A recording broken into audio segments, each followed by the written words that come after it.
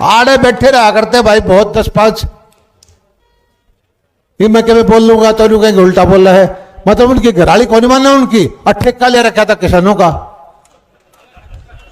सच्चाई है मैं जानू सबने।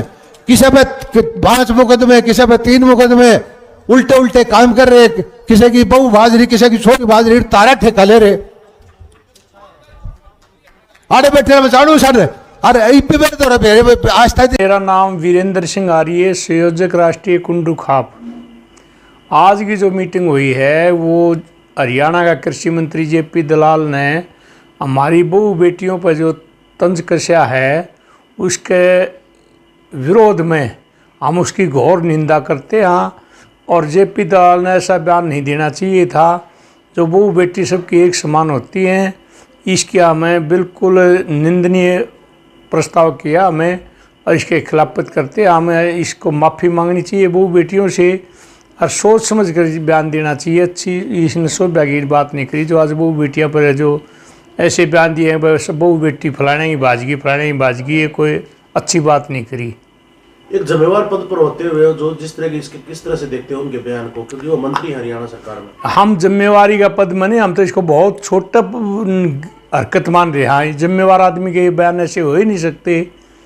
जिम्मेवारी का तो इसने गरिमा ही नहीं रखी। ये तो बिल्कुल छोटी सोच का आदमी निकला और हम इसको कहते हैं आज भी अपना इन महिलाओं से बेटियों से माफ़ी मांगे, नहीं तो इसका आने वाले इलेक्शन में सुपड़ा साफ होगा। ये बहू बेटी जो हमारी हरियाणा की धरोहर हैं, सबकी सम्मान बेटी हैं, इसको इलेक्शन में जमानत जब्त कराएंगे सब। बताइए और आज मीटिंग में क्या फैसला लिया थोड़ा उसके बारे में बताएं। पत्रकार महोदय, मैं अजमेर कुंडू प्रवक्ता राष्ट्रीय कुंडू खाप।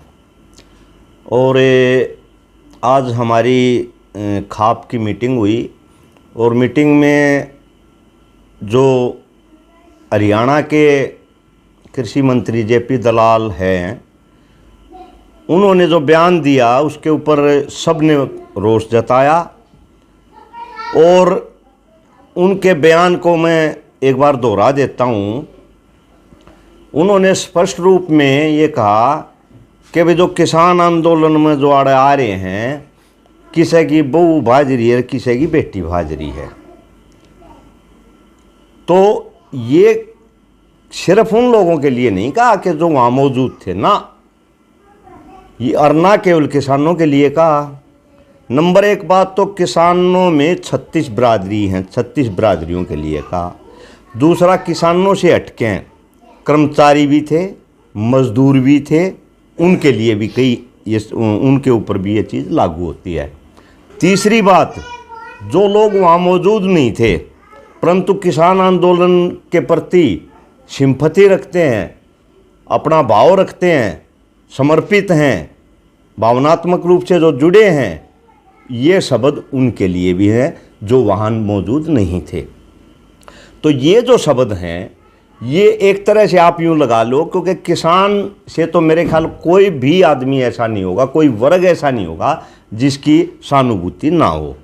और उसके अलावा बहन बेटी से तो है ही है।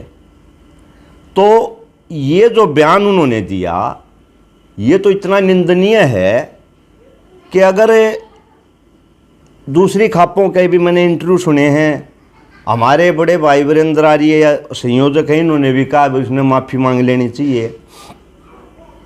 मेरा तो ये कहना है बेशक माफ़ी मांग लो और चाहे ना मांग लो, इसका मतलब माफ़ी मांग ले तो क्या हम माफ़ कर देंगे? नहीं, मेरा व्यक्तिगत विचार तो ये है वो माफ़ी मांग लेगा जब भी उसने जो शब्द कह रखे हैं वो माफ़ी के लायक ही नहीं है।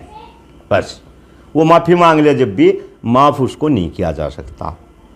और उसकी सज़ा क्या है? मेरे सभी हरियाणा के गांव के मेरे बुज़ुर्गों से, मेरे सभी खाप नेताओं से, सभी किसान नेताओं से, क्योंकि खाप नेता भी तो थे ना वहाँ किसान आंदोलन में, ये उनको भी कहा गया है। उनसे एक ही प्रार्थना है, एक ही मेरी राय है कि उसका पूरे हरियाणा में ओका पानी बंद, उसको किसी भी गांव में ना घुसने दिया जाए। अगर वो बेशर्मी से कितने घुस भी जा, ना उसको पानी के लिए पूछा जाए, ना उसको बैठने के लिए खाट दी जाए। ये एकमात्र सजा है बस। उससे नीचे कोई सज़ा नहीं है उसके लिए। तो ये सज़ा ही उसको मिलनी चाहिए। और यही क्योंकि उसने पूरे समाज के लिए बोला है और पूरे समाज को उसका विरोध करना चाहिए। और मैं तो उन भाइयों से, उसके हल्के के भाइयों से अनुरोध करता हूँ कि भाई इबका तो भेज दिया, ऐसे बेहुदे आदमियों को आगे तक कम चुन के ना भेजियो। उस हल्के से नहीं, बाकी हल्कों से भी, क्योंकि ऐसे आदमियों का क्या अभी से ऐसा थोड़ा ही हुआ होगा। ये पहले भी अनाप शनाप बोलता होगा, इसका मतलब तो हल्के के लोगों को तो पता ही होगा।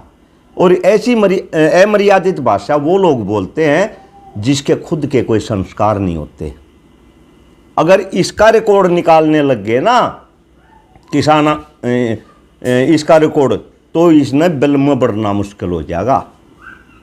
तो मेरा अंत में यही कहना है कि भाई इसका पूरे हरियाणा में पुरजोर विरोध होना चाहिए और इसको किसी भी गांव में ना घुसने दिया जाए। इलेक्शन की तो बात बहुत दूर है, गांव में ही ना घुसने दिया जाए। वोट वाट तो छोटी चीज़ें हैं।